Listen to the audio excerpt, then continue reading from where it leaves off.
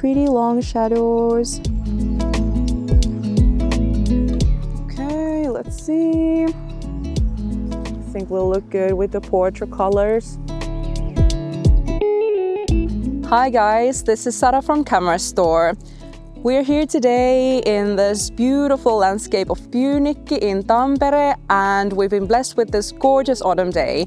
I'm going to take you with me on a photo walk today here to test out this Canon AE-1. This is actually my first time trying this camera, which is pretty exciting for me. I'm an Ultra user before, so this is the first time for me trying a Canon SLR, let alone this one. I have paired it with a 55mm lens. I'm gonna tell you all about them later. I've chosen to shoot Portra 400, maybe one of my top 3 favorite color films. I'm hoping to get some beautiful autumn views. You're welcome to join me. It's time to load the camera. I have my film here, the Portra 400. Takes 35mm film, and as this is my first time using this camera, it's my first time loading it, so let's see how it goes. Okay, this opens up just a normal way. Okay, I don't know how do you guys do this, but this is my way, don't judge. Like so, then wind. One more time to secure it. Okay, that's it then, we're ready to go. Maybe I should have read a manual before.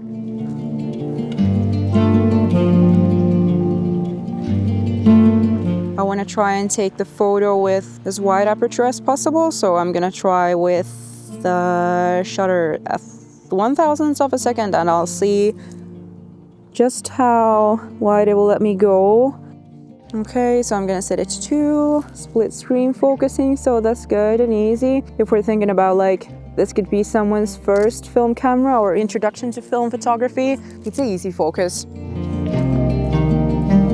So one thing I'm noticing here, the meter inside the viewfinder is giving me the value of the aperture that I should be using with the shutter speed I've chosen, but it doesn't indicate at which one it's set. So I have to take a look at the lens, choose it, and then go back to focusing, but I wouldn't mind it.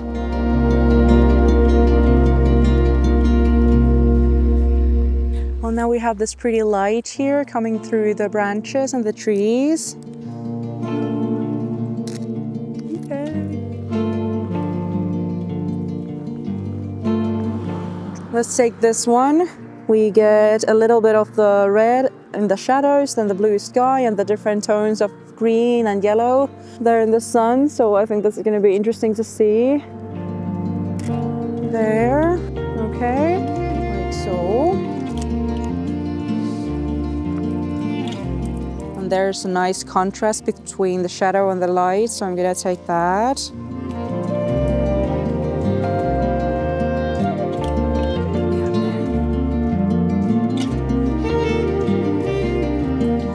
There's some good light situation now happening there. I'm gonna have to take a little adventure up here.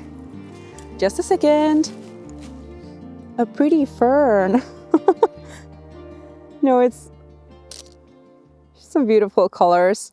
I mean, I've shot Portra 400 and Portra and together before, so I know what to expect, but like different seasons and sun in different seasons is always a little different thing. So it's interesting to see how this will turn out.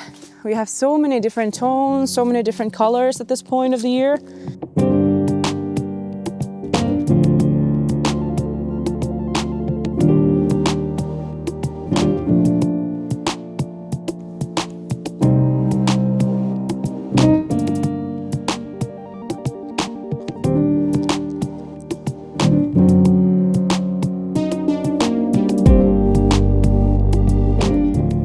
It's so beautiful. Lucky that we got this pretty day. There's like that tiny little island to make in focus, so draw like a silhouette there and have the water sparkle.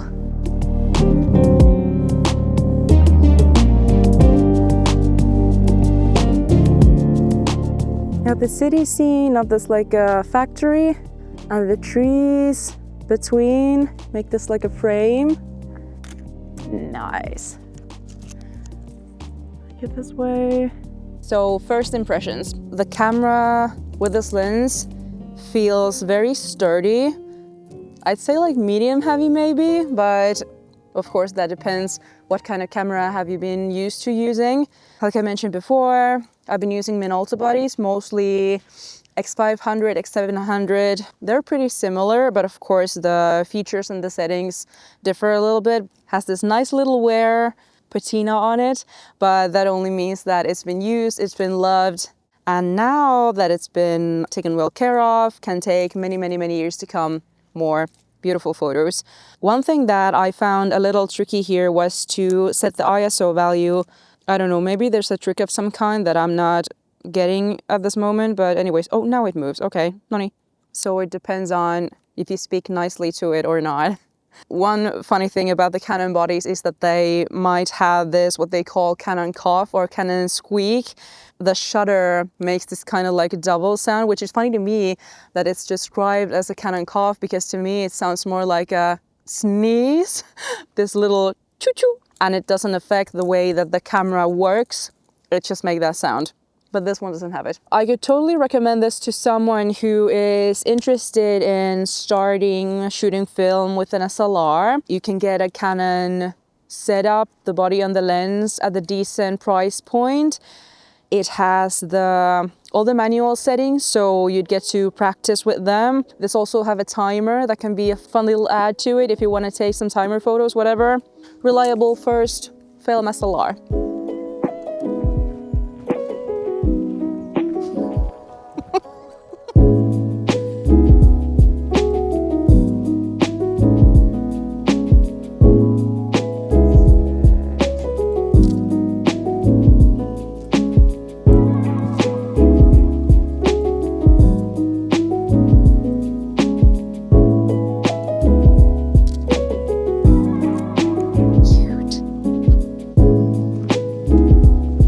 So everyone, seriously, remember to do your squat practice because you're definitely gonna need it.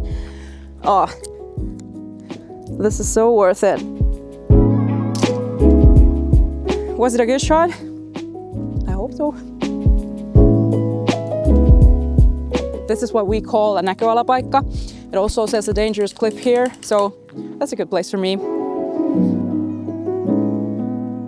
There's no näköala here. Let's go. Here we have some blueberries already. I'm a sucker for any kind of reflection shots. I thought I had a chance here, but I don't know. I'll give it a try. Oh, actually, this is kind of nice. Oh, yeah.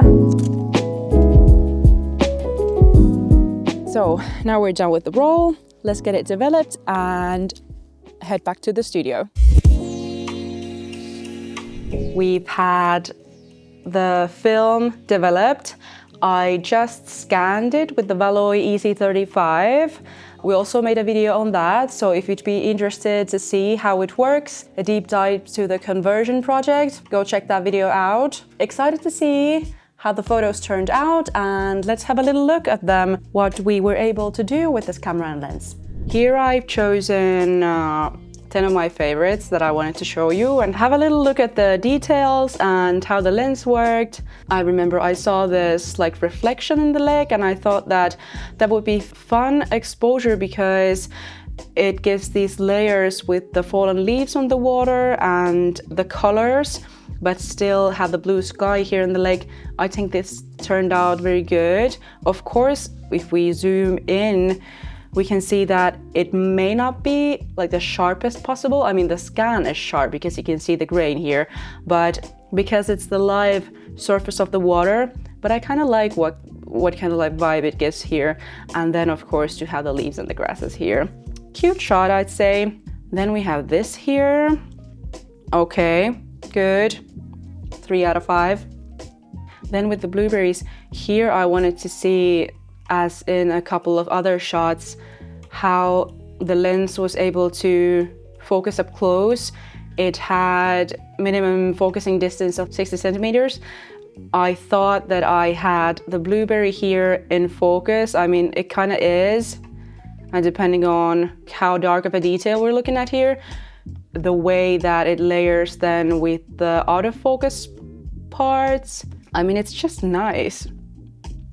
People's favorite, the fern, these have been shot with a wide aperture.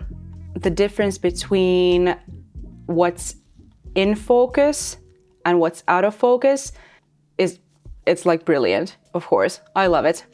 But then I also wanted to test out how the lens would work if the aperture would be not that wide, even far off into the distance. Like the buildings here, very sharp. But then it could have been maybe smaller than 16 because then the branches here that are closer to me are not that sharp maybe, but I don't mind. It was just to see how the lens works, and I can tell it works great. Well, we already kind of had a look at the fern, but let's have a look again. It looks cute. This scene here caught my eye because there was this fun little composition with the shadow making this line and then the road going to the other way, and also between the shadow and the light. It's not perfect shot.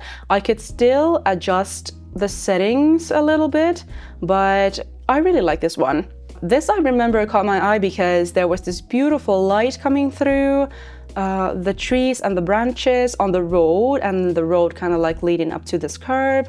And then there were all these fallen leaves on the ground. Very beautiful. I think like everything's nice about this. The color, the lights, the classic bench. Yeah, okay. A little detail here. Sharp. Oh, a little dust. Let's not mind that. I've chosen to leave some of these uncropped because I like the aesthetic of it.